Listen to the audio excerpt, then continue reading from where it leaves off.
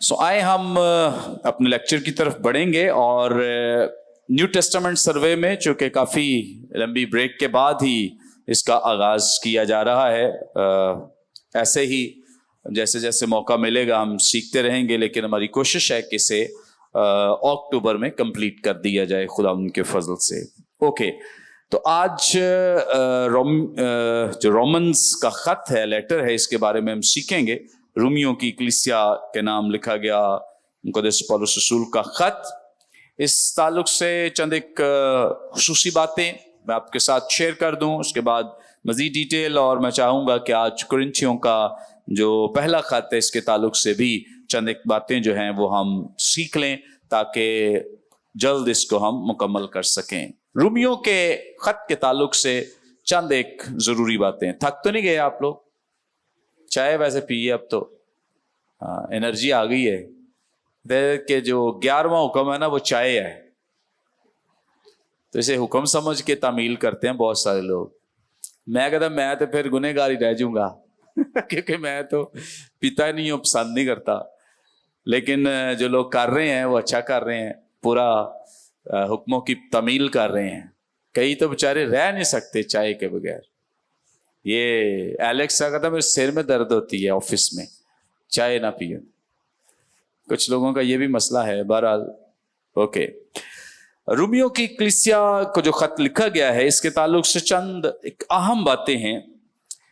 رومیوں کا خط وہ خط ہے جس نے مارٹن لوتھر کی زندگی کو تبدیل کر دیا۔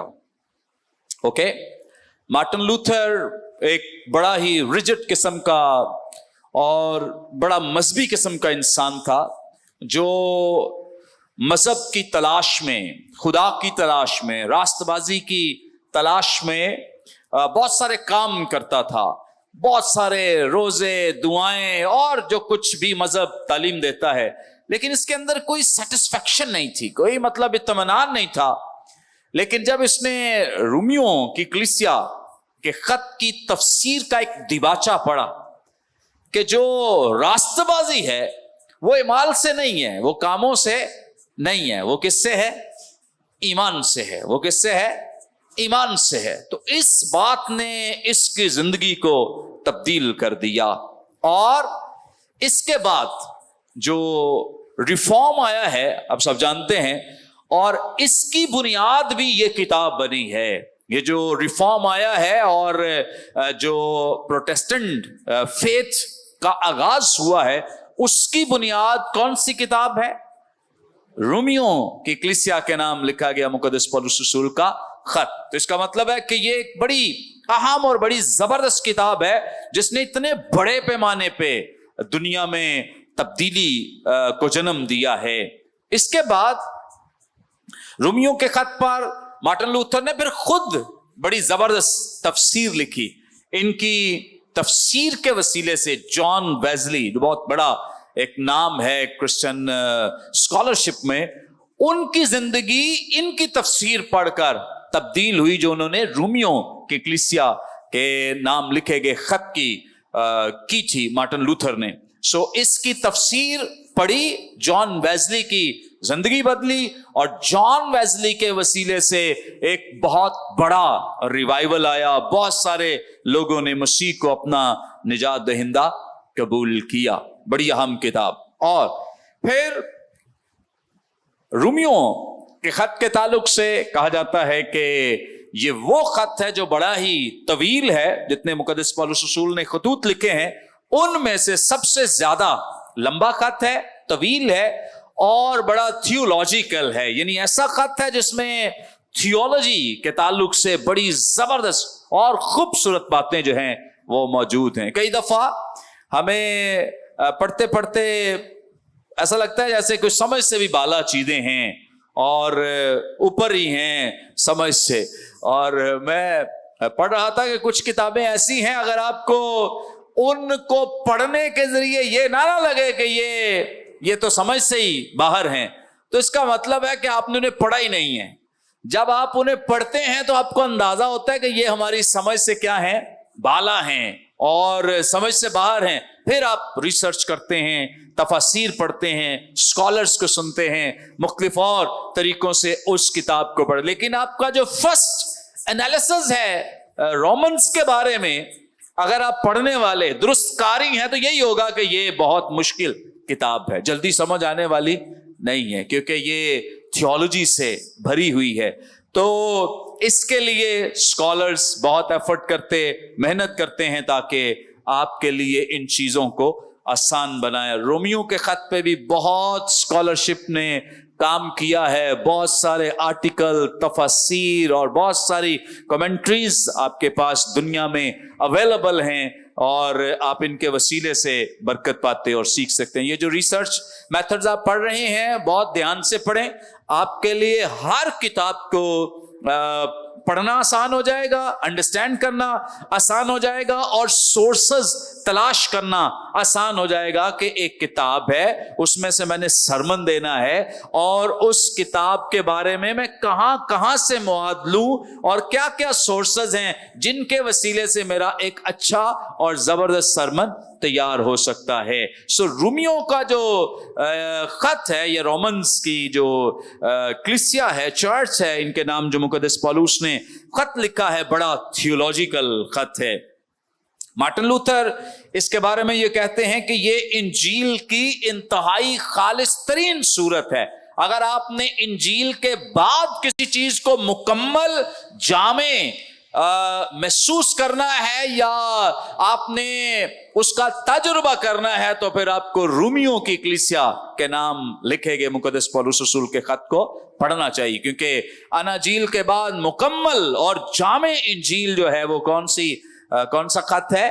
رومیو کی کلیسیا کے نام لکھا گیا خط ہے۔ سو اس خط میں جس بنیاد پر مارٹن لوتھر کی زندگی تبدیل ہوئی، اس پہ بہت زیادہ گفتگو ہے، یعنی راست بازی کے تعلق سے، کہ راست بازی جو ہے یہ صرف اور صرف کس کے وسیلے سے ہے؟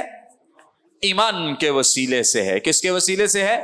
ایمان کے وسیلے سے ہے۔ راست بازی کا براہ راست تعلق جو ہے وہ میرے کاموں سے نہیں ہے، وہ میری ریاضت سے نہیں ہے، میں روزے رکھوں، بڑی بڑی لمبی دعائیں کروں، نہیں، میری جو زندگی میں راست بازی کا عنصر شامل ہے، یا جو راست بازی میرے کھاتے میں ڈالی گئی ہے، اس کی وجہ میرے کام نہیں ہے، بلکہ میرا وہ ایمان ہے کہ میں خداوند یسوع مسیح پر ایمان لایا ہوں۔ اس لیے میں اب اس کی نگاہ میں، کیونکہ خدا مجھے میرے کاموں کے وسیلے نہیں دیکھ رہا ہے، اگر وہ دیکھے گا تو مجھے گنہگار پائے گا، خدا مجھے میرے ایمان میں دیکھ رہا ہے، یعنی خداوند یسوع مسیح میں دیکھ رہا ہے، اس لیے خدا مجھے کیا دیکھتا ہے کہ میں راست باز ہوں۔ تو اگر میں مسیح سے باہر ہوں، ایمان سے باہر ہوں، تو اس کا مطلب ہے کہ میری زندگی اعمال سے راست باز نہیں ٹھہر سکتی ہے۔ یہاں ایک چھوٹی سی کنفیوژن جو عام طور پہ لوگوں کے اندر پیدا ہو جاتی ہے، اور لوگ پوچھتے بھی ہیں، اس کتاب میں بھی اس بات پہ بڑی بحث کی گئی ہے، جو یہودی بھی اس تعلق سے مقدس پولس پہ الزام لگاتے تھے کہ اگر اعمال کچھ نہیں ہے، یا اعمال کے ساتھ جو راست بازی کا تعلق نہیں ہے، تو اس کا مطلب ہے انسان کچھ بھی کرتا رہے، گناہ کرتا رہے، خرابیاں کرتا رہے، تو اسے کوئی فرق نہیں پڑے گا اس کی راست بازی کو۔ تو اس تعلق سے مقدس پولس نے بڑی زبردست ڈیبیٹ کی ہے، اور اس کی خوبصورتی یہ ہے کہ اس کے سامنے بیٹھا ڈیبیٹ کر نہیں رہا ہے۔ مقدس پولس کے سامنے کوئی بندہ بیٹھ کے بحث نہیں کر رہا، ڈیبیٹ نہیں کر رہا کہ وہ اپنے پوائنٹس دے رہا ہے، مقدس پولس اپنے پوائنٹس دے رہے ہیں، لاجک دے رہے ہیں، ایسا نہیں ہے۔ مقدس پولس خود ہی یہودی بن جاتے ہیں اور خود ہی ایک مسیحی بن جاتے ہیں، خود ہی یہودی بن جاتے ہیں، یعنی جو یہودی نقطۂ نظر ہے جو وہ سن رہے ہیں، الزامات ان پہ لگ رہے ہیں، وہ اس پوزیشن پہ آ جاتے ہیں کہ یہودی یہ کہہ رہے ہیں، یا یہودی جو ربی ہیں، فقی فریسی ہیں، وہ یہ کہہ رہے ہیں، اور میرا ایمان یعنی مسیحی عقیدہ، مسیحی ڈاکٹرائن جو اس پوائنٹ پر ہے وہ یہ ہے۔ تو اس لیے وہ اس میں بحث کرتے ہیں، ڈیبیٹ کرتے ہیں، لیکن کوئی دوسرا فریق نہیں ہے، خود ہی وہ یہودی بھی ہیں اور خود ہی وہ मसीही बन जाते हैं। अब इस पॉइंट पर कि अगर आप ईमान से ही रास्तबाज हैं और इमाल जो हैं ये किसी काम के नहीं, तो इसका मतलब है कि इमाल पे कोई तवज्जो देने की जरूरत नहीं है। इस पे यहूदी भी सवाल उठाते थे और आज बहुत सारे मसीही और गैर मसीही भी सवाल उठाते हैं। एक बात याद रहे कि जब आप मसीह को हकीकी तौर पे कबूल कर लेते हैं, मसीह पर ईमान ले आते हैं, उसके बाद जो आपके जो इमाल हैं उसके लिए आप कुछ नहीं करते। वो इमाल आपके अंदर से वो ईमान, वो मसीह की रास्तबाजी जो आपके अंदर आ गई है, वो आपको कन्विंस करती है। वो आपको क्या करती है? कन्विंस करती है, माफ करने के लिए कन्विंस करती है। वो आपको लोगों के लिए भलाई करने के लिए कन्विंस करती। आप नेकी के काम नहीं कर रहे हैं, आपके अंदर वो ईमान है जो आपको क्या कर रहा है? कन्विंस कर रहा है, आपको मोटिवेट करता है कि आप ये काम करें। आपका दिल करेगा इबादत करने के लिए, आपका दिल करेगा दुआ करने के लिए। आप इसलिए दुआ नहीं कर रहे, आप इसलिए रोजे नहीं रख रहे, आप इसलिए दायकी नहीं दे रहे कि मैं दायकी दूंगा तो चलो मेरी बचत हो जाएगी या चले मेरी खुदा की हुजूरी में हाजिरी लग जाएगी। आप इसलिए ये नेकी के काम नहीं कर रहे, बल्कि आपके जिंदगी से ये काम इसलिए हो रहे हैं क्योंकि आपके अंदर क्या है? ईमान है और मसीह की रास्तबाजी है। ये दुआ के लिए मोटिवेशन, कलाम सीखने के लिए अब कितनी दुनिया है, कितनी बड़ी तादाद में मसीही लोग, लेकिन कलाम सीखने वाले आपको बहुत कम। लेकिन ये जो लोग यहां मौजूद ऑनलाइन या और दीगर जगहों पे कलाम सीख रहे हैं, इनके अंदर वो कन्विक्शन है, इनकी वजह से नहीं या मेरी वजह से नहीं। कौन कन्विंस कर रहा है? हमारे अंदर पाया जाने वाला ईमान, रास्तबाजी।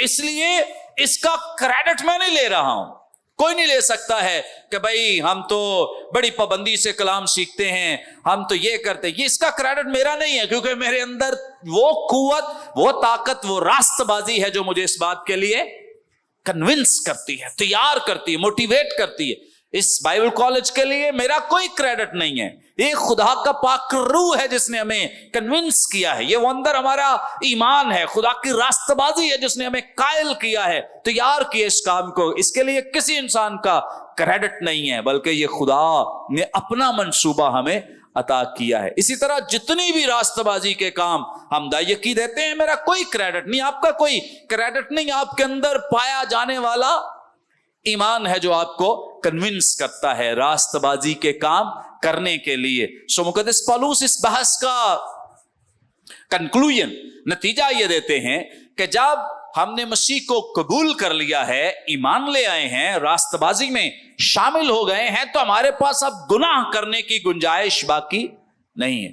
आपने अक्सर देखा होगा, लोग सवाल भी पूछते हैं कि जी वो फलां शख्स तो बड़ा रास्तबाज था, वो तो बड़ी दुआएं करता था, रोजे रखता था, गैर जुबानें बोलता था, ये करता था, लेकिन अब वो दूसरी शादी कर ली, तीसरी कर ली है, वो अब खुदा में है ही नहीं है। तो इसके लिए मतलब लोग पूछते हैं, सवाल करते हैं कि अगर खुदा की रास्तबाजी अंदर थी, ईमान था, तो फिर कैसे ऐसे हो गया? कोई बताएगा? माइक दे दें। वेरी गुड, शाबाश। मजीद हमें सवाल पूछने की जरूरत नहीं। एक्चुअली बहुत सारे लोग ऐसे ड्रामेबाज आपको नजर आएंगे जो गैर जुबानें भी बोलेंगे, जो बड़ी ऐसी दुआएं भी करेंगे, दायकियां, ये वो सारा कुछ करेंगे, लेकिन थोड़ी देर के बाद वो आपको उस जगह पे नजर नहीं आएंगे। क्यों? इसलिए कि वो पहले भी इस जगह पे नहीं थे, वो पहले भी ड्रामा कर रहे थे और लोगों को बेवकूफ बना रहे थे। अब जिस जगह वो चले गए, दरअसल पहले भी वो यहीं पे थे। दिल उनका खुदा से दूर था, वो हिपोक्रेट थे, वो रियाकार थे, मुनाफिक थे, जो इस तरह का काम करते। अब ये जो मुकद्दस पौलुस ने यहाँ पे डिबेट की है, बहस की है, इसके पीछे एक्चुअली वो ये प्रूव कर रहे हैं, साबित कर रहे हैं कि अगर हम गुनाह से बचे हुए हैं, दूर हैं, इसमें हमारा कोई कमाल नहीं है। میرا کوئی کمال نہیں ہے کہ میں گناہ نہیں کرتا. اس میں کمال کس کا ہے؟ میرے خدا کا ہے کہ وہ مجھے کرنے ہی نہیں دیتا, وہ میرے اندر اس بات کی خواہش ہی نہیں پیدا ہونے دیتا کہ میں گناہ کی طرف جاؤں. اوکے, سو یہ ایک جنگ تو ہے, جنگ تو لگی رہتی ہے.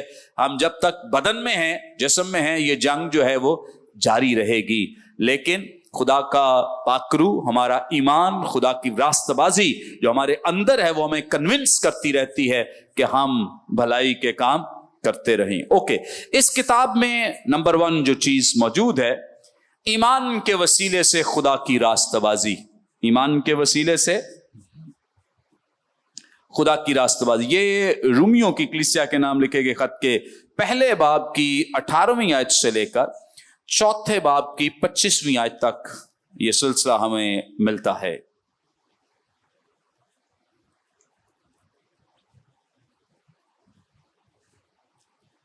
اچھا, یہ چیز جو ہے, یہ موضوع جو ہے, یہ اس کتاب پہ حاوی نظر آتا ہے.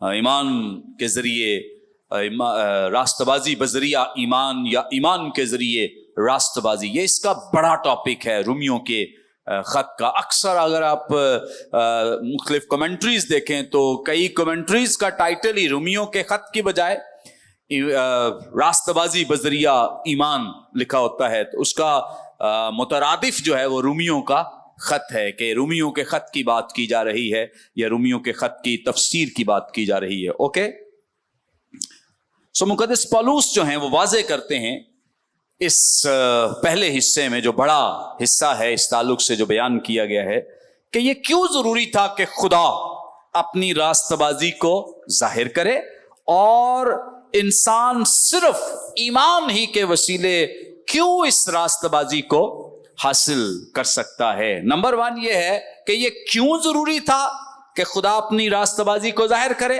اور نمبر 2 یہ ہے کہ انسان صرف ایمان ہی کے وسیلے راست بازی کیوں پا سکتا ہے.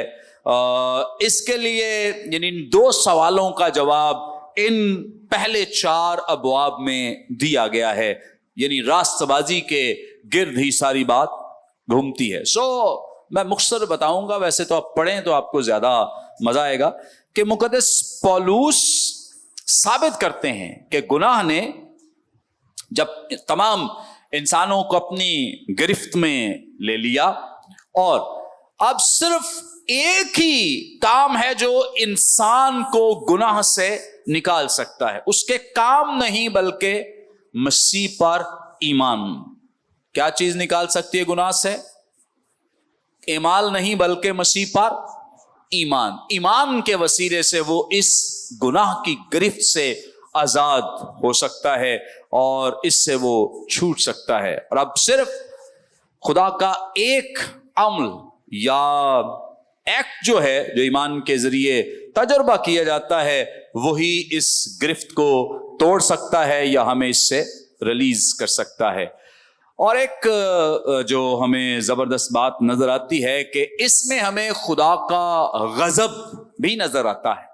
کیا نظر آتا ہے؟ خدا کا غضب. اس پہ بہت ساری ڈیبیٹس ہیں اور بڑی بات چیت اس پہ ہوئی ہے خدا کے غضب پہ, اور بہت سارے لوگ اس کے تعلق سے پازیٹیو اور نیگیٹو اپنے پوائنٹس دیتے رہتے ہیں.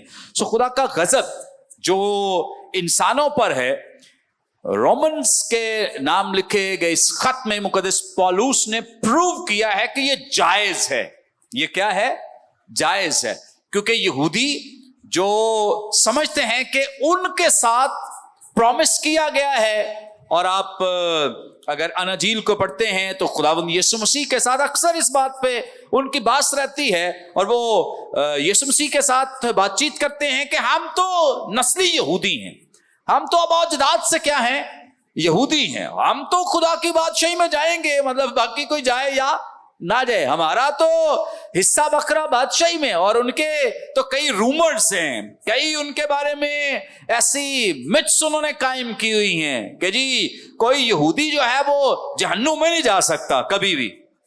ان کا ماننا یہ ہے کہ جہنم کے دروازے پر بھی ایک فرشتہ کھڑا ہوگا, اور اگر کوئی یہودی غلطی سے بھی جہنم کی طرف جانے لگے گا تو وہ فرشتہ اسے پکڑ کے کہاں چھوڑ آئے گا؟ जन्नत में छोड़ आएगा। किस वजह से? क्योंकि तू क्या है? यहूदी है। तू क्या है? यहूदी है। नंबर 2, इनका मानना ये है, ये इनकी मिथ्स हैं, ये कोई कलाम की सच्चाई नहीं है, और इसी वजह से तो वो मसीह के साथ बहस करते थे। ये मिथ ये है कि जी अब्राहम, बुजुर्ग अब्राहम के पास कुछ पास होंगे। जैसे अक्सर ये आप स्टेडियम में मैच देखने के लिए जाते हैं तो कुछ ऐसे अंदर लोग होते हैं जो मतलब उनकी लीगल टीम का हिस्सा होते हैं, तो उनके पास कुछ पासेस होते हैं। अगर आप टिकट ना खरीद सकें तो वो, अगर आपकी एक्सेस उन लोगों तक है तो वो आपको वो पास दे के आपकी एंट्री करा देते हैं। आप उनका पास यूज करके, मैं भी अक्सर ऐसे ही अपनी फैमिली के साथ मैच देखता हूं, तो वो पास जो है वो आप यूज करते हैं, और उनके जरिए अगर आप नहीं भी जा सकते या आपको टिकट नहीं मिली, आप लेट हो गए या आप पे नहीं कर सके, तो आप पास लेके, अगर आपके कॉन्टेक्ट्स हैं तो इसके जरिए आप मैच देख सकते हैं। तो ये यहूदियों का मानना ये है कि उस दिन बुजुर्ग अब्राहम अपने हाथ में ऐसे पास लेके खड़े होंगे। तो अगर कोई यहूदी मतलब जहन्नुम का वारिस हो रहा है या उसे जहन्नुम में भेजा जा रहा है, इसके बावजूद बुजुर्ग अब्राहम जो है वो उसे पास देकर कहां ले आएंगे? जन्नत में ले आएंगे। ये इनकी मिथ है, ख्याल है। बहरहाल ये जो रोमियो की कलीसिया के नाम लिखा गया खत है, ये बताता है और वजाहत करता है कि जो यहूदी हैं, इनकी नस्ल के साथ कोई ऐसा प्रॉमिस नहीं है खुदा का कि भाई कोई नस्ली यहूदी है या आबाओ अजदाद से यहूदी है तो वो खुदा की बादशाही में चला जाएगा। बिल्कुल भी नहीं। यीशु मसीह ने इसकी बहुत वजाहत की है, और यीशु मसीह ने कहा, मुकद्दस यूहन्ना रसूल की मारिफत लिखा गया इंजीली बयान इसका 8वां बाब, जब वो कहते हैं कि हम तो अपने खुदा के बेटे हैं या बुजुर्ग अब्राहम के बेटे, तो यीशु मसीह ने कहा कि नहीं, तुम्हारे काम कैसे हैं? इब्लीस जैसे, शैतान जैसे। तो जैसे तुम्हारे काम है, तुम्हारा बाप भी वही है। तो यीशु मसीह ने साबित करते हैं कि भाई नस्ली वादा नहीं है, या ये नहीं कि अब औजदाद से आप यहूदी हैं तो आप, इसका मतलब है कि जन्नत में चले जाएंगे। नहीं, अगर आप खुदा के उस प्लान, उस मंसूबे में मौजूद हैं और उसको फॉलो नहीं कर रहे, तो फिर आप खुदा की बादशाही में जाने वाले।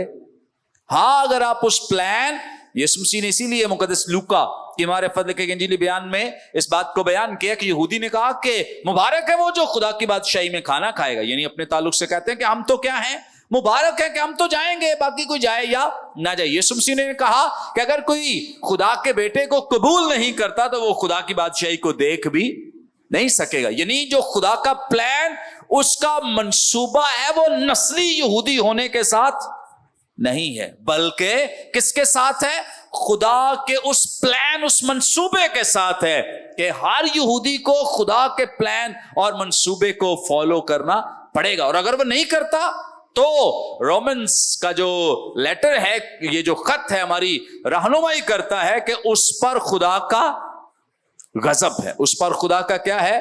गजब है। खुदा उससे बदला लेगा, चाहे वो कोई भी है। इसी की जो सच्चाई है वो मसीहियों पे भी इसका इतलाक है कि चाहे कोई अबौजदाद से कहे जी हम मसीही हैं, लेकिन अगर वो खुद ईमानदार नहीं, मसीह पर ईमान नहीं रखता और मसीह को कबूल नहीं करता, उसकी जिंदगी में यीशु मसीह की रास्तबाजी नहीं है, तो इसका मतलब यह है कि वो खुदा की अबदियत में दाखिल नहीं होगा। ओके, सो ये एक और मुकाशफा जो इस खत में पाया जाता है। फिर नंबर 2, निजात के लिए खुदा की कुदरत के तौर पर इंजील। निजात के लिए खुदा की कुदरत के तौर पर इंजील। रोमियो की कलीसिया के नाम लिखे गए खत का जो 5वां बाब है, इसकी पहली आयत से लेकर 8वें बाब की 39वीं आयत तक ये हिस्सा मौजूद है। जो पहला हिस्सा है, इसमें हमने सीखा है कि गुनहगार इंसान किस तरह ईमान के वसीले रास्तबाज ठहरता है, और खत के इस दूसरे बड़े हिस्से में इसका मतलब और इसकी वजाहत बयान की गई है। और بیان کیا گیا ہے کہ راست باز ٹھہرائے جانے کا مطلب یہ ہے کہ ایک گنہگار کی مسیح پر ایمان لانے کی بدولت خدا کے ساتھ صلح ہو گئی ہے. خدا کے ساتھ کیا ہو گئی ہے؟ صلح ہو گئی ہے، اور وہ خدا کے ساتھ اب ایک ہو گیا ہے، اور اس کا میل ملاپ خدا کے ساتھ ایک ہو گیا ہے. اوکے، سو اس کے تعلق سے جو حوالہ جات ہیں یہ بھی آپ گھر جا کے پڑھ سکتے ہیں. اس بنیاد پر جو گناہ ہے وہ اب ایمانداروں پر مزید اپنا حکم نہیں چلا سکتا، کیونکہ ایماندار اب کس کے تابع ہیں؟ مسیح کے تابع. اس کی راست بازی اب ایمانداروں کی زندگیوں میں پائی جاتی ہے. اس لیے اب ایماندار جو ہیں وہ گناہ کے تابع نہیں ہیں، اور یہ راست بازی ایمانداروں کی زندگیوں سے جھلکتی ہے، نظر آتی ہے. ابھی آپ نے ریسنٹلی جو امریکہ میں چارلی کرک کی جو وائف نے ایک بڑا بیان دیا ہے، ایریکا کرک نے، تو اس کا جو معافی نامہ ہے جس کا اس نے پوری دنیا میں ڈکلیئر کیا ہے، تو یہ اندر راست بازی ہے. کیا ہے اندر؟ راست بازی. اور اس کا ثبوت ہے. ہم کہتے ہیں کہ یہ ہے کرسچینٹی. بدلہ لینے والی کرسچینٹی نہیں ہے، مار داڑ والی کرسچینٹی نہیں ہے، بلکہ معاف کرنے والی، دوسروں کو بحال. تو یہ اب ایماندار کی زندگی میں ریونج اور بدلہ یا کسی کے ساتھ زیادتی کی اسپرٹ موجود نہیں، بلکہ کون سی اسپرٹ ہے؟ معافی کی اسپرٹ ہے، فارگیونیس کی. کہ کوئی کچھ بھی کرے تو ایمانداروں کا کام کیا ہے کہ وہ دوسروں کو معاف کریں، بحال کریں، ریسٹور کریں، تاکہ دوسرے لوگ مسیح کی محبت کو جان سکیں. مقدس پطرس کا جو پہلا عام خط ہے، اس میں اس پہ اتنی خوبصورت باتیں بیان کی گئی ہیں کہ مسیح نے جو ہمیں نمونہ دیا ہے کہ اس نے جب وہ راست بازی کے ساتھ لوگوں کے ساتھ پیش آتا تھا تو ناانصافی کے ساتھ اس پر ظلم ہو رہا تھا. یعنی ناانصافی تھی، نہ کچھ کیا بھی نہیں ہے، تو اس کے باوجود اس پر ظلم کیا جا رہا ہے، اس کے ساتھ زیادتی ہو رہی ہے. لیکن اس کا ریاکشن، رد عمل کیا رہا ہے مسیح کا؟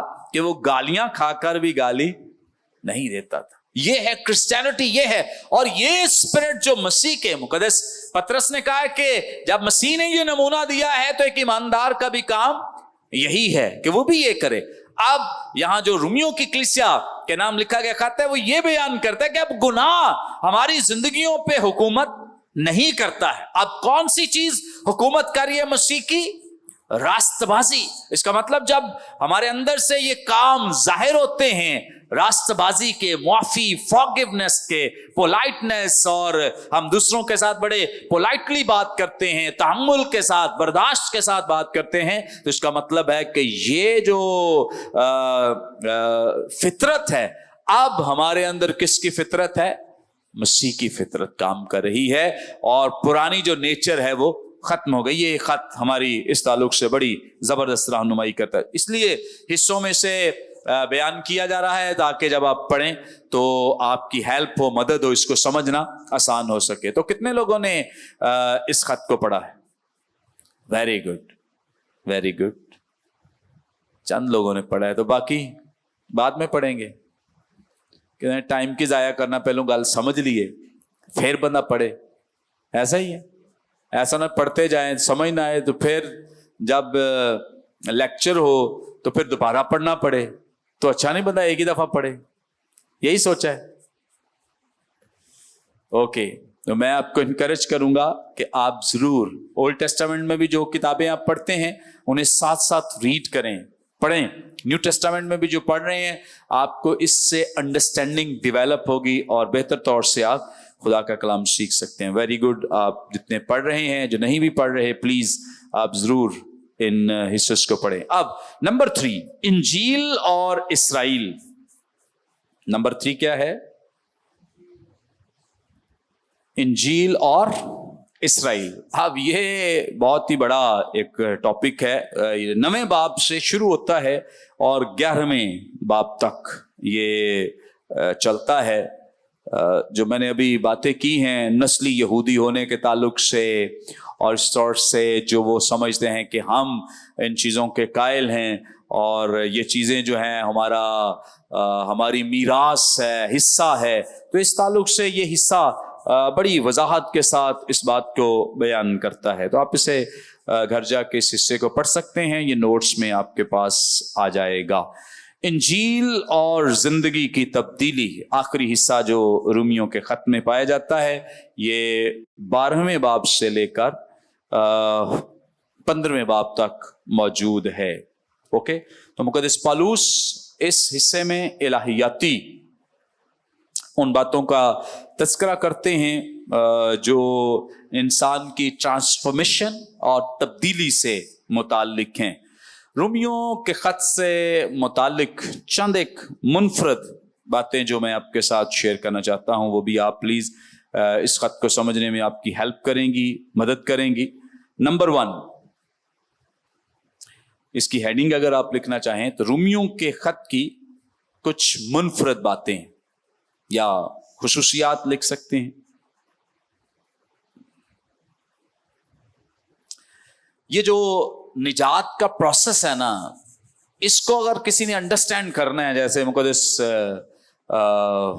मत्ती रसूल या मुकद्दस मरकुस, मुकद्दस लूका, मुकद्दस यूहन्ना अनाजील में बयान करते हैं निजात के ताल्लुक से, तो मुकद्दस पौलुस ने रोमियो की कलीसिया में इस प्रोसेस की बड़ी वजाहत के साथ इसको बयान किया है। जैसे नंबर 1 लिखें, जस्टिफिकेशन या रास्तबाजी।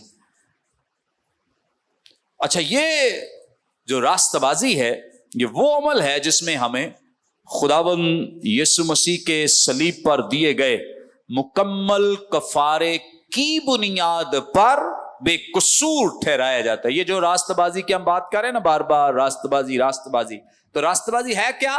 क्या मसीह पर ईमान लाते हैं और मसीह का सलीब पर दिया गया मुकम्मल कफारा जो है, या मसीह का बहाया गया खून जो है, उसकी वजह से जो हमें मुआफी मिल जाती है, बहाल हो जाते हैं और रिस्टोर हो जाते हैं, हमारे सारे गुनाह मुआफ हो जाते हैं, धुल जाते हैं और हम बेकसूर हो जाते हैं।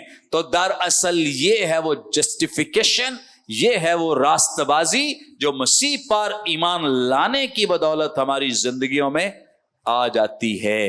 किसी ने निजात अंडरस्टैंड करनी है, समझनी है, तो फिर ये खत समझना बहुत जरूरी है। इसमें हम ईमान लाते हैं और ईमान लाने की बदौलत मसीह की रास्तबाजी हमारी जिंदगियों में आ जाती है। और ये रास्तबाजी जो है, इसका आगाज कहां से हुआ है? खुदावंद यीशु मसीह ने सलीब पर हमारी जानों के लिए कफारा दिया है, अपनी जान दी है, अपना खून बहाया है। और ये तो एक यूनिवर्सल ट्रुथ है, बाइबल मुकद्दस में बयान किया गया है कि बगैर खून बहाए मुआफी, तो यीशु मसीह ने इसलिए खून बहाया ताकि हमारे जो गुनाह हैं वो मुआफ हो जाएं। ओके, नंबर 2, इसमें जो एक और बड़ा टॉपिक मौजूद है वो है अटोनमेंट का, कफारे का।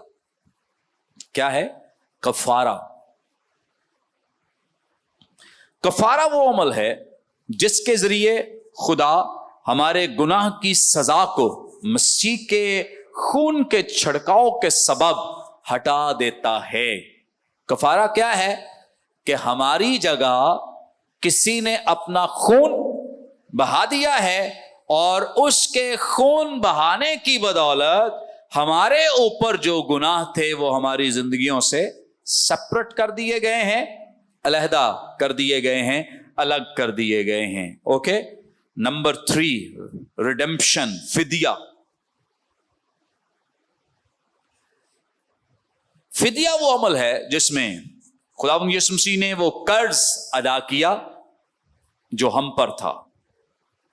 कुलसियों के खत में इस पे बड़ी जबरदस्त बातचीत मौजूद है, जब हम वहां पे पहुंचेंगे और इस पे डिटेल सीखेंगे कि जो हुक्मों की दस्तावेज हमारे नाम पर थी और हमारे ऊपर थी, वो उसने क्या की है? सलीब की वजह से हटा दी, सलीब की वजह से हटा दी है। اور اب اس سزا یا دستاویز کے ہٹائے جانے کی بدولت، ہمارا فدیہ دیے جانے کی بدولت ہم مفت میں راست باز ٹھہرائے گئے ہیں. اوکے، ایسا ہوتا تھا. اس کا جو بیک گراؤنڈ تھا دستاویز کا، جو بڑے ٹیکنیکل سے ورڈز استعمال کیے ہیں مقدس پولوس نے، ہوتا یوں تھا کہ ایک شخص اپنے کسی بھی قصور گناہ میں پکڑا جاتا ہے. مثال کے طور پہ اس نے کسی کا قرض دینا ہے، اب قرض جو ہے وہ اپنے ٹھہرائے ہوئے وقت پر ادا نہیں کر سکا، تو جس نے قرض لینا ہے اس نے جا کے عدالت میں بتا دیا ہے جس بندے نے میرا قرض دینا تھا، پیسے دینے تھے، اس نے دیے، انہوں نے پکڑ کے اسے کیا کرنا ہے؟ قید خانے میں ڈال دینا ہے، اور دروازے پر ایک چارج شیٹ لگا دینی ہے کہ یہ جو بندہ اندر قید ہے اس پر یہ چارجز ہیں. اب اس کے پاس پیسے ہوں گے تو وہ چھڑا لے اپنے آپ کو، یا کوئی آئے مہربان، اس کا گھر والا یا کوئی اور آئے اس کی جگہ پے کر دے تو اسے چھڑا دیا جائے گا. اب اس کا بیک گراؤنڈ پس منظر استعمال اس لیے مقدس پولوس نے کیا ہے تاکہ لوگوں کو یہ سمجھایا جائے کہ ہم ایسے ہی قید تھے، ہماری ایک چارج شیٹ، حکموں کی دستاویز ہمارے نام پہ لکھی گئی تھی کہ انہوں نے یہ گناہ کیا، یہ گناہ کیا، یہ گناہ کیا، ایک لمبی چارج شیٹ ہمارے خلاف لکھی گئی تھی. لیکن ایک شخص آیا ہے اور اس نے اس چارج شیٹ کو دیکھا ہے کہ یہ چارج شیٹ ان گناہوں کی وجہ سے ہے، یا یہ قرض ان کے اوپر جو واجب الادا ہے اس نے کیا کیا ہے؟ میرا قرض ادا کر دیا ہے، اور اس دستاویز کو یا اس چارج شیٹ کو اس نے اس دروازے سے ہٹا دیا ہے. اور اب جب اس نے اس چارج شیٹ کو ہٹا دیا ہے تو اس کا مطلب یہ ہے کہ جو میں اندر قید تھا، اب اس چارج شیٹ کے ہٹ جانے کی وجہ سے، یا جو میری جگہ ایک فدیے کے طور پہ، رنزم کے طور پہ اماؤنٹ پے کی گئی ہے، میں اس کی بدولت اب اپنی اس قید میں موجود نہیں ہوں، میں اس سے کیا ہو گیا ہوں؟ اب آزاد ہو گیا ہوں. اچھا، اس کے بعد چارج شیٹ کو ہٹا کر تو ایک لفظ لکھ دیا جاتا تھا یونانی زبان کا، اور وہ تھا ٹیٹلسٹائے. کون سا؟ ٹیٹلسٹائے. آپ کو یاد ہوگا خداوند یسوع مسیح نے جو چھٹا کلمہ اپنی زبان اقدس سے ارشاد فرمایا تھا، اس میں جو تمام ہوا، دو الفاظ ہیں اردو میں لیکن یونانی متن میں ایک ہی ہے، ٹیٹلسٹائے. وہ بھی سیم لفظ تھا کہ اب ان کا فدیہ جو ہے وہ ادا کر دیا گیا ہے، ان کی جگہ میں نے پے کر دیا ہے. جتنا بھی ان کے حصے میں قرض تھا، گناہوں کی سزا تھی، واجبات تھے، وہ سب کیا کر دیے گئے ہیں؟ ادا کر دیے گئے ہیں. اور اب یہ لوگ کیا ہیں؟ آزاد ہیں. آمین. تو یہ خط جو ہے یہ فدیے، ریڈمپشن کے تعلق سے ہماری رہنمائی کرتا ہے. پھر نمبر 4، سینکٹیفیکیشن، تقدیس کے حوالے سے یہ خط ہماری رہنمائی کرتا ہے. تقدیس وہ عمل ہے جس کے ذریعے خدا کا روح مسیح میں ہمارے تجربے کی سطح کو مسیح میں ہمارے مقام کے برابر لاتا ہے. یہ جو کفارہ مسیح نے دیا اس کی ایک عملی صورت ہے. سینکٹیفیکیشن، تقدیس کیا ہے؟ کہ روح القدس جو ہے، اب چونکہ ہمیں دوسرا مددگار دیا گیا ہے، جب خداوند یسوع مسیح آسمان پر گئے ہیں تو اپنا مددگار جو ہے وہ ہمیں دے کر گئے ہیں. دوسرا مددگار جو روح القدس ہے وہ اس لیے دے کر گئے ہیں تاکہ جو مسیح کا معیار ہے راست بازی کا، تو روح القدس کیا کرتا ہے؟ اس سینکٹیفیکیشن میں، اس تقدیس کے عمل میں ہمیں مسیح کے معیار پر لاتا ہے. مسیح کے معیار، مسیح کیسا ہے یہ میں تجربے سے جان سکتا ہوں. یہ نہیں ہے کہ میں نے آج توبہ کی ہے تو میں نے بپتسمہ بھی لے لیا ہے اور میں کہوں کہ اب میں مکمل رہا، یا کوئی ایکسپیکٹ کرنا شروع ہو جائے میری زندگی سے کہ جی اب تو اس بندے نے مسیح کو قبول کر لیا ہے اور بپتسمہ بھی لے لیا ہے تو اب تو یہ فرشتہ ہی بن کے دکھائے. ہوتا ہے نا ایسے، جب لوگ نئے نئے توبہ کرتے ہیں تو ان کی دوسروں کی ایکسپیکٹیشنز ایسے بن جاتی ہیں. لیکن مقدس پولس کہتے ہیں کہ تجربے سے معلوم کرو. کس سے؟ तजुर्बे से हम जिंदगी गुजारते हैं और जिंदगी गुजारने के साथ साथ बहुत सारी चीजों का हम एक्सपीरियंस करते हैं। बहुत सारी चीजें ऐसी हैं जो हमें पता ही नहीं है कि ये गलत हैं या दुरुस्त हैं। रूहुल कुछ हमें कायल करता है, मोटिवेट करता है। इसलिए आम जो हम ईमानदार हैं, एक नए ईमानदार के साथ इस तरह का बर्ताव ना करें। अपनी एक्सपेक्टेशन इतनी ना बढ़ा लें कि हम उसे फरिश्ता ही देखना चाहें कि ये कोई फरिश्ता बन के ही दिखाए। स्टूडेंट से भी, बच्चों से, खानदान से, अपनी बीवी से, अपने बच्चों से भी ऐसी एक्सपेक्टेशंस ना लगाएं, क्योंकि हम तजुर्बे से सीखते हैं। हम आहिस्ता आहिस्ता रूहुल कुछ हमें कायल करता, कन्विंस करता, मोटिवेट करता है। मैं बहुत सारी कमियों के साथ जब शुरू में जब मैंने मसीह को कबूल किया, लेकिन आहिस्ता आहिस्ता अभी भी बहुत सारी हैं, शायद किसी को ना पता, लेकिन मुझे पता बहुत सारी कमियों से मैं भरा हूं। लेकिन आहिस्ता आहिस्ता 10 साल 20 साल बाद और मैं देखूंगा कि सैंक्टिफिकेशन का, तकदीस का अमल जो है वो मेरी जिंदगी में जारी है, और आहिस्ता आहिस्ता खुदा उन तमाम चीजों को मेरी जिंदगी से निकाल रहा है, दूर कर रहा है। ये है सैंक्टिफिकेशन, ये है तकदीस जो एक दो दिन में नहीं हो सकती है। आप एक दो दिन में किसी को फरिश्ता नहीं बनता हुआ देख सकते हैं, या ऐसे नहीं देख सकते वो बिल्कुल कामिल हो जाए, कोई भी नहीं है। और शायद जब तक हम जिस्म में हैं तो कामिल नहीं होंगे, कमियां साथ रहेंगी। लेकिन रूहुल कुछ क्या करता है कि आहिस्ता आहिस्ता हमें सैंक्टिफाई करता है, हमारी तकदीस करता है, हमें साफ करता है, हमारी जिंदगियों पे जाहिर करता रहता है कि ये चीज गलत, ये चीज। अभी भी बहुत सारी चीजें मेरी जिंदगी पे मुझे रूहुल कुछ के वसीले से जाहिर होती हैं कि ये भी गलत, ये भी गलत, ये भी गलत। तो मेरा क्या काम है कि मैं उस मयार को, क्योंकि ये जो गलत गलत गलत जो बयान किया जाता है, तो ये मसीह का मयार है कि मैं भी मसीह के मयार पर, उसके कद के अंदाजे के मुताबिक नहीं हूं, और मुझे इसके लिए अपने आप को उस प्रोसेस में से गुजारना है, उस कोठाली में से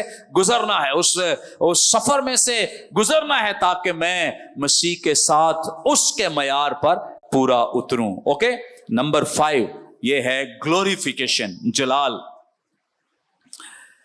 जलाल प्रोसेस नहीं है, सैंक्टिफिकेशन प्रोसेस है, लेकिन जलाल जो है ये प्रोसेस नहीं है, बल्कि ये खुदा का एक एक्ट है, अमल है या रद्द अमल है, जिसके जरिए इंसान मुकम्मल तौर पे आजादी, रिहाई को पा लेता है, और रूह, जान और जिस्म, गुनाह और मौत के असरात पर क्या आ जाता है, गालिब आ जाता है। तो ये जो ग्लोरिफिकेशन है, जलाल है, ये एक्चुअली जो मिल्कियत है वो जिंदा खुदा की है। आगे बढ़ेंगे और कुरिन्थुस जो की कलीसिया के नाम मुक़द्दस पौलुस रसूल का खत है, इसको हम इसका आगाज करेंगे। कुरिन्थुस शहर के ताल्लुक से मैं चंद एक बातें आपके गोश गुजार कर दूं। ये शहर जो है, आइंदा आपने लाजमी इस खत को पढ़ना है, बहुत ही जबरदस्त आपको इसमें से इंस्ट्रक्शंस मिलेंगी, खूबसूरत बातें मिलेंगी। इसलिए हम थोड़ा सा इंट्रोडक्शन जान लेते हैं, ताकि आपके लिए जब खत आप पढ़ेंगे तो आपके लिए आसानी हो इसको अंडरस्टैंड करना। ये जो कुरिन्थुस शहर है 146 BC में, यानी 146 कबल अज़ मसीह में तबाह हो गया था। लेकिन 100 साल के बाद जूलियस कैसर ने 46 BC में से दोबारा से बहाल किया। मुक़द्दस पौलुस रसूल ने यहीं पर मुनादी की। जब ये मुनादी कर रहे थे तो तब ये बड़ा कारोबारी शहर बन चुका था, और इसके साथ साथ ये शहर जो है गेम्स के हवाले से भी बड़ा ही मारूफ शहर था। एथलेटिक्स के जो बड़े मुकाबले होते थे वो भी यहीं पे होते थे। जो बड़ी ओलंपिक्स गेम्स आज भी दुनिया में चल रही हैं, दरअसल कुरिन्थुस शहर से ही इनका आगाज हुआ था, और आज तक दुनिया में ये गेम्स जो हैं ये चल रही हैं। और इसी तौर से तजारत के हवाले से, गेम्स के हवाले से, और इसके अलावा मजहबियत के हवाले से इसका बड़ा नाम था। यहाँ बहुत सारे बुत थे, बुत परस्ती, और क्या ही गिरावट का बायस था कि जो अखलाकी पस्ती है वो अपनी गिरी हुई सतह पर थी। کہ اتنی بدی اتنی بدکاری کہ ان مندروں پر جا کر جو دیوی دیوتاؤں کے تھے مرد عورتیں اپنے دیوتا کو خوش کرنے کے لیے اور ان سے شاباش لینے کے لیے اپنے بدنوں کو پیش کر دیتے، یہاں تک کہ اپنے بچوں کو قتل کر دیا کرتے تھے، ان کو قربان کر دیا کرتے تھے ان کے. تو یہ سارا سینیریو اس وقت چل رہا تھا. تو یاد رکھیں کہ اس وقت جب یہ عروج تھا یہاں پر مذہبیت کا، کہ لوگ اس قدر ان دیوی دیوتاؤں کے پیچھے تھے کہ خدا کے بارے میں کوئی نام و نشان ان کی زندگیوں میں موجود نہیں تھا. تو ان لوگوں میں جا کر مقدس پولس نے منادی کی اور یہاں پر بہت سارے لوگ جو ہیں انہوں نے مسیح کو اپنا نجات دہندہ قبول کیا. اب یہاں ایک بڑی معروف دیوی تھی، اس کا نام ایفرودیتے بتایا جاتا ہے. اس کا یہاں پہ ایک مندر تھا اور کہا جاتا ہے کہ اس مندر کو یا اس دیوی کو محبت کی دیوی کہا جاتا تھا. اور اس مندر پر تقریباً 1000 مذہبی طوائفیں موجود ہوتی تھیں اور ان کی وجہ سے پوری دنیا سے لوگ جو بدکاری کرنے والے لوگ ہیں وہ یہاں آیا کرتے تھے. اور یہ ایک ان کے بزنس یا کاروبار کا سورس تھا. جو وزٹرز آتے تھے، جیسے سوئٹزرلینڈ ہے، وہاں لوگ اسے دیکھنے کے لیے جاتے ہیں، پاکستان ہے، پاکستان کی بہت ساری جگہیں لوگ سیر کے لیے آتے ہیں. تو کرنتھس ایک ایسا شہر تھا جہاں لوگ بدی اور بدکاری کرنے کے لیے جاتے تھے. جب وہاں جاتے تھے ہوٹلز کرائے پہ لیتے اور بہت ساری چیزیں استعمال کرتے تھے. تو جس کی وجہ سے یہ ایک ان کے لیے کاروبار کا یا بزنس کا پوائنٹ بن چکا تھا. اس سے وہ اپنا بہت سارا زر مبادلہ جو ہے وہ حاصل کرتے تھے یا ان کی انکم کا ایک بہت بڑا یہ سورس تھا. اور یہ جو طوائفیں ہیں یہ شام کے وقت موجود ہوتی تھیں اور جو لوگ مندر کی زیارت کرنے کے لیے آیا کرتے تھے تو یہ ان کی خدمت کے لیے اپنے آپ کو پیش کرتی تھی. یہ اپنے لحاظ سے سمجھتی تھی کہ ہماری یہ خدمت جو ہے یا جسم فروشی جو ہے اس کی وجہ سے ہماری دیوی جو ہے وہ ہیپی ہوگی، خوش ہوگی. اور جو لوگ زیارت کے لیے آتے تھے وہ سمجھتے تھے کہ ہمارے اس کام کے کرنے سے ہماری دیوی جو ہے وہ ہیپی ہوگی، خوش ہوگی. تو اس کے لیے بہت سارا وہ پیسہ جو ہے وہ پے کیا کرتے تھے. سو اس اعتبار سے یہ شہر جو ہے یہ بڑی گندگی اور غلاظت کا ڈھیر بن چکا تھا. آگے مزید باتیں ہم آئندہ کلاس میں سیکھیں گے اس کے مصنف کے بارے میں اور سنِ تصنیف کے بارے میں، اس طور سے اور جو اس خط میں اسٹرکچر ہے اس کے بارے میں بھی ہم جانیں گے، سیکھیں گے. خدا ہم سب کو اس کلام کے وسیلے برکت دے. آمین.